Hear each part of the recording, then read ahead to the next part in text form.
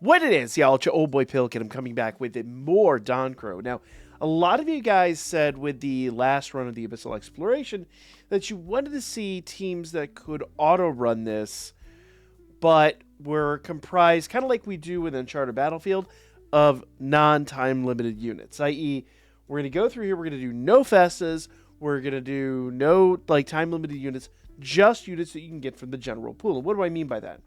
Well, if we go over here to Gacha, if I can get a unit out of here, if we go here to draw rate, and we go down here, any unit in here is fair game. Now, that is going to exclude any of the new units, that's going to exclude any of the Festas, that's going to exclude any of the big dogs that we normally bring to this event.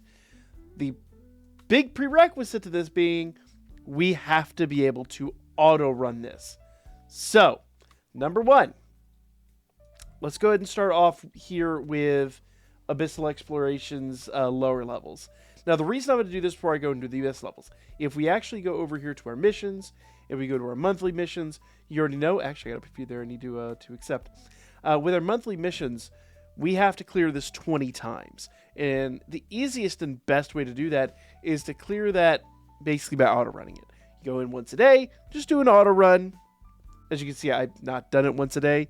But once you can auto-run this, it becomes an absolute breeze.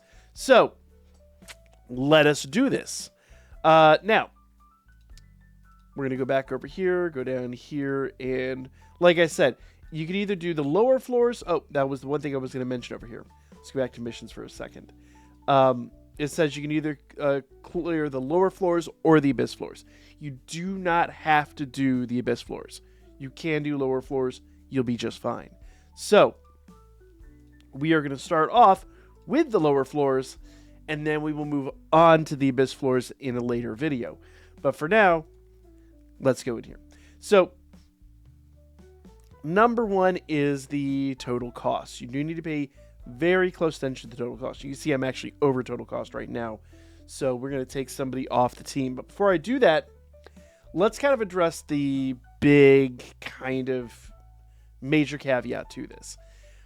Most of us, the vast majority of us, are going to have this bell max limit broken. And that's going to be a huge, huge, huge benefit to us. So we definitely want to basically be able to utilize that. Same with Hestia. Most of us have Hestia max limit broken. If you don't, you probably should. Unfortunately, I really have kind of neglected Bell's ability board. So you can go in here and you can use his bonds, but I've kind of used them for other things. So at the moment, my ability board's only there. I've made choices, and I stand by those choices.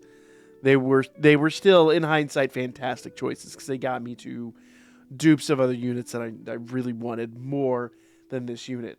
But there are some things you can do to help yourself with this guy. He isn't the best by a long shot, but you can improve on him drastically. So, scene cards. I really do like Golden Time. The nice part about Golden Time is whenever you fight a unit that is burning, then you will actually receive some special attack, basically multipliers back. So you'll basically be able to do your ult a lot faster. Now, will he actually be able to take advantage of this? That's actually a really great question. So let's see. First attack is front-facing AoE attack, hits 4 times. By the way, make sure you upgrade his skills to level 10. Level 10 should be a breeze now. Attack multiplier, 150 cooldown, forehead, front-facing AoE attack. Applies attack multiplier of 10% to burn enemy for 5 seconds. So burn is a factor, and it actually kind of comes down here to his ult. Front-facing AoE attack hits 1 time, applies a multiplier of 30% to burned enemy. Actually, let's see. I forget which one applies burn. But anyway, his attacks do apply burn, so that'll just give you more ults more frequently. Generally, I just gave him this strength buff. It is a really rock-solid strength buff. These two are at level 60. If yours are not at level 60, it's not a huge thing, but it is what it is. I also gave him this skill. Now, I don't know if he really used it or not, but we're going to find out here. When HP is below 50%, you get 50% shield. This was one of those items that was dropped when Artemis dropped. It's really good for her. but you don't have to have this exact one. But anything that, like, whenever your health goes low will boost stats would be really good as, like, a buffer zone. Because we just don't know what's going to happen to him because he's not a really potent unit. He is, like, your base level unit you get in the game. So do bear that in mind. I also gave him Ushi just to give him some extra just attack power. That was kind of what it was. It's a very basic, easy, simple build. Now, item-wise, if you don't have the red Ushi, you can use any attacking weapon down here, really. I even have the cloak, and I haven't even used the cloak. Actually, in hindsight, I think the cloak would be really good for Anya. So we're going to go ahead and put the cloak on her. Speaking of Anya, let's talk about her build. So, number one, my Anya has only 2 limit breaks in her. I really wish she had more, but it is what it is. She's also level 80, just like Belle is. And with Anya, I gave her a couple different scene cards. Obviously, you saw I just gave her that cloak. If you don't have the cloak, you can give her any attacking scene card, any attacking item you feel is necessary. So here, when your HP is 50% or more, 20% damage increase to your unit. So right now, you know that we need to throw a healer on the team somewhere at some point in time. Number 2, special move damage increase when your HP is 50% or more. 60% special move damage to your unit. Now, you can throw any scene cards you want on this team. The main thing is your total power needs to exceed the total power above, and your team cost has to be below 100, really as close as you can get it, though. So, and we're going to have to do some work to get it there, unfortunately. This is a prelim build, and the build is going to take a minute to kind of perfect. Secondly, I gave her this scene card here. Basically, this scene card just reduces her special move cooldown. When she first drops in the game, she can do an ult right out of the gate. That's the big thing about that. Now, it does have a secondary effect, but that's the primary reason it's there. Once again, you don't necessarily have to have the scene card. You could mix and match scene cards and test and find out what's going to work best for you. But this is a build that I wound up with using that I know works really well. Thirdly, with her, I gave her this scene card. Activated when an adventurer possesses the attack roll. She's an attacker. 60% increased normal damage, and then 3% damage increase overall. So basically, she's just going to get a big boost in her attack power. Very handy, very good. Kind of like where we gave Belle the strength boost, except most of Belle's skills are kind of indexed directly to his strength. This is just another way. It's just a really good skill. It's going to give her a lot more power. So we've got 2 attackers at this point. That's going to be really handy. The alternative option here is you could throw a speed unit on here. So I have this actually broken down to all the fire units, but you already know we can't use Ryu. I would love to use Ryu, and we can't use Artemis. We can't even use this Ryu. We are kind of limited. So my options here are Mikoto, who is a speed unit and can increase the amount of time that we're going to get ults. But I think for the sake of this particular fight, I just want 2 attackers. I think that's going to be the best possible situation. So the backside, we want a supporter. Now, I am currently using Riveria as my supporter, and I might change that up. So let's kind of go ahead here and look at all of our supporters. We need somebody that heals. I think that's going to be a bit better than what we've got going on right now. So let's go to our roles. Let's go to support roles. Let's see. Haruhime. Haruhime's team cost 18. She's probably going to wind up being too expensive. However, for her heals and all that, she might be worthwhile. Let's see. Now, that puts us over, but if we remove Winnie altogether, this might work. Now, she doesn't have an assist with her, so she's going to be kind of weak. We want to kind of keep her out of the fight as much as possible, but when she does drop in, she's going to be able to support everybody pretty well. I'm going to go ahead and give her a quick upgrade to level 80. Bam. I haven't done it before. I don't really use her that often, unfortunately, anymore. But I think she's going to be okay here. So there we go. Ability board wise. Oh, she's actually pretty far up there. I'm going to go ahead and give her a little boost here. We're going to get her, let's see, all the way up there. I have a lot of items for support units, and I haven't used a lot of them, so let's go ahead and give her just a little oomph here. Just a little something, something to make her slightly more potent. There we go. There we go. And adds an additional equipment. There we go.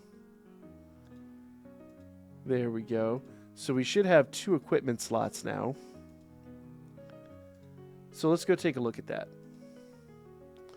And I think I've got enough to even add a 3rd equipment slot. Oh no, she's got 3 equipment slots. So we'll go mess with equipment here in a minute. That's going to help her be a little bit more defensive. We do have 3 team costs, but I don't think there's anybody going to be inexpensive enough to actually apply to that. So, going in here, let's see. For this one, I chose reduce technique cooldown. That's just going to basically allow her to do her skills pretty quickly. Remember, that is not special move cooldown. That is technique cooldown. That's basically going to be her heals. That's going to be her opponent debuff. Her alt will not pop immediately, but we don't really want it to anyway. We want to save that. Okay. The second one here, activated adventure possesses the fire skills. That's not going to be a thing with her anymore. So we can go for somebody that's got the wind skill. Let's see. You know what? I'm going to go ahead and do this because that's going to boost all of her stats when she's below 50%.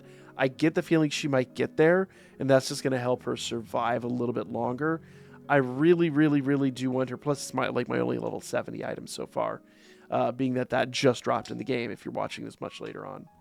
So that is a complete thing.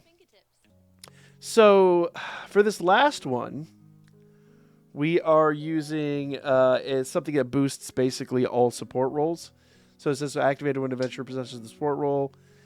Basically, we get a normal attack damage and a 4% increased damage. Basically, whenever she drops into battle, it's going to give her a little bit of extra oomph. Now, notice she does not have an assist, but before we do that, let's go down here. Okay, this is another thing that's going to apply 200% increased technique gauge. Basically, that's going to give us more heals. That's going to give us more opponent debuff. Very handy. Now, I want to remember, we don't get the skill info. We just get the basic info on the second units. This is going to increase her int. What is the best int increase? Let's see. Vitality increase, actually. I think that's going to be good for her. Oh, no, I'm sorry. I wanted... Where'd it go? I probably do want the cloak. And then we'll use this as a secondary item to give her a little bit more vitality and a lot more HP. Then, let's see. Oh, the green cloak would be really good for her. Yeah. We'll do that. Those cloaks are really, really, really handy. So that, I think, is going to be the best overall build for her. Now, assist-wise, I don't think Hestia needs any introduction. She and Belle go together hand in hand. Always have, always will. Here I used this Belle. Now, this is a free-to-play Belle that dropped in the game a while back. There are a number of other options out there, and probably options that are better suited. Let's see. He is an attacker. He's time limited.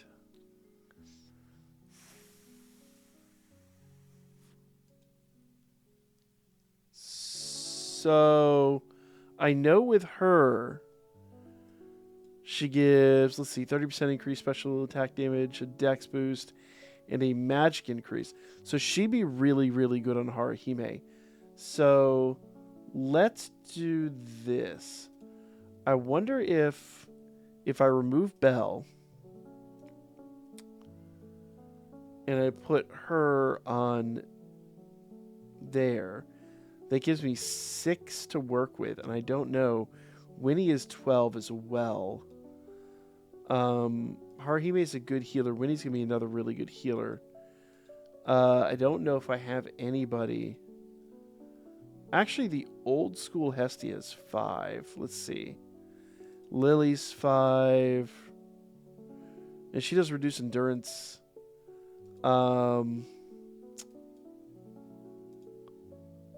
You know what? Let's see. Strength increased unit for 10 seconds. We could actually do that. And now we're at 99. That, I think, is going to work. Now, being an SSR, is she one that I have upgraded all the skills on? No, but we will do that real quick. There we go. Bam. So now that all her skills are upgraded, let's see her ability board. I've got bonds galore, so we'll go ahead and bond out her ability board, and then we'll kind of get this going. There we go. Give me 1 second here. Okay, so we ran out of bonds a little earlier than I thought we would, but that's okay. She's bonded almost entirely in the first set there, so I think we're good to go. Let's go ahead and set off and see how this team does. This is not a super beastly team. This is just a team that I think a lot of people could put together. Obviously, my Haruhime being max limit broken is not going to be a factor. I say obviously, but my Haruhime being max limit broken, I don't think is going to be a factor here. I think Haru is just going to do Haru things, and hopefully when she drops in, she'll automatically basically pop out when somebody else's skills come up. Now, that is a sincere hope, but I'm going to auto-run this whole thing. We're not going to touch it. You could, in theory, swap units out and change around how units operate, but I'm going to forego that, and I'm just going to kind of let everyone do whatever they're doing. Case in point, Anya just dropped that, just dropped her item there, and it's probably a bit early for that, but it is what it is. There goes Belle. And while we would normally go a little further on in that level, once again, when you're auto running it, it's going to look for the shortest path. All right, we've got this 30-second challenge here. We know that Belle's not going to succeed at this, but he's going to have to fight it anyway. So we'll just kind of let him do what he's going to do.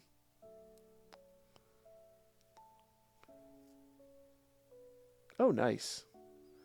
We got Haruhime's buff. Only downside is Haruhime here is going to take some damage. Let's see. Go, girl.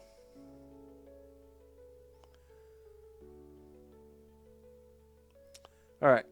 So I really want Haru to swap out. And there we go. We should get Belle now. Excellent, excellent. There are some fights in here where Haru could be just a disastrous unit to run. But so far, so good. Now, I want to see how they hold up when they go to the fight with the giant ant. That's where I'm predominantly concerned. This area, pretty easy, right? The other areas around, pretty easy. 30-second challenge, we knew that was going to be a failure. There was no way they were going to pass that. But when it comes to the giant ant down here, that's a foe that I've had some problems with in the past. So let's see how the AI deals with this. Ooh, that was a great hit. Noise! All right. And this is my inherent problem with the AI. They're just standing in the middle of business, soaking up all that damage. All right, so Haru just got a big heal out of that. But we need Haru to swap out. Come on, girl. She won't swap until somebody else gets their skills up. Ugh, this is not great. I kind of feel like, okay, there we go. I was really worried that we would lose Haru there. Okay, excellent. And everyone's still full in health. So, can't be mad about that. Cannot be mad about that.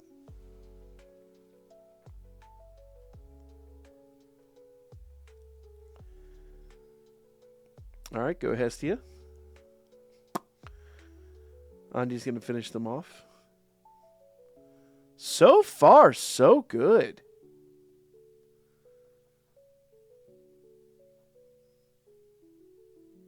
I am genuinely impressed. And I mean genuinely impressed. I did not expect them to be this potent at all. So the main thing is, and the main reason that we're probably not having issues where some other people were having issues. Number one, yes, my units are limit broken, but more than that, the closer you are to the count, i.e., I was at 99 of 100. The closer you are to the count, the easier the fight's going to be. It's never going to be a breeze, but it is definitely going to get easier and easier. If you're trying to run this with, a team cost of like 80 or something like that, they're going to buff up the opponents really bad. Also, if you cannot meet the power requirements, in other words, you're trying to go in here with like SSRs or something like that, the power requirement is pretty low. I think most people in this day and age would have no problem with like the 37,000 that it requires, but you do need to be above that. So be as close to team cost as possible. If you can be right on 99 to 100, you'll be golden. If you... wow, that was shockingly easy. So be over the power requirement. Here, we'll go over that real quick since we're right here at the end already. And then next time we'll go in here and we'll try this team out with the Abyss level. Should be really interesting. I suddenly have a decent amount of faith in this team. But if we kind of go back in here, I can't recover. Whatever. We'll just recover that. Bam. There we go. So, recommended power is 37,430. If you're above that, you're good. I'm at 71k. Also, down here at the very bottom, right next to my head, team cost. You need to be really close to that. 99 is good. Anything below like 95, you start to see an increase in the toughness of your opponent. So you need to be above recommended power and real close to the team cost, and you should be set. But team composition is also a huge thing. We had 2 attackers rather than the speed unit, and the whole reason for that is when one attacker is now attacking, the other one can be. Then obviously we've got Haruhime for the support, for the heals and all that stuff, and then we've got a good assist structure. So all of that in general, just knowing your team comp can make or break a run. But also these scene cards. You need to know what the scene cards do. You need to pick scene cards that do specific things for your team. Case in point, if I lost too much HP with Bell, which I actually wound up not doing, but if I lost too much HP, the shield would kick in and save us. It's a nice little safety net. Obviously, since most of his skills are indexed to strength, a big strength buff is going to be a big damage buff for him.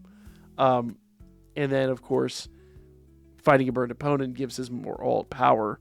That's just genuinely a good thing in general. So just know your scene cards. Use good scene cards that you know are going to work for various reasons. And buff the stats you need to buff. So you need to be really, really, really thoughtful about what scene cards you're using. You can mimic my team, but if you don't have the scene cards, you're going to have to go through and find specific scene cards that work for what you're attempting to accomplish. But all said and done, yeah, the auto run in this was simple, but the real test is going to be when we go down here to the Abyss floors. So stay tuned. We will give that an attempt. Like, share, comment, and I'll see you guys again for more real soon.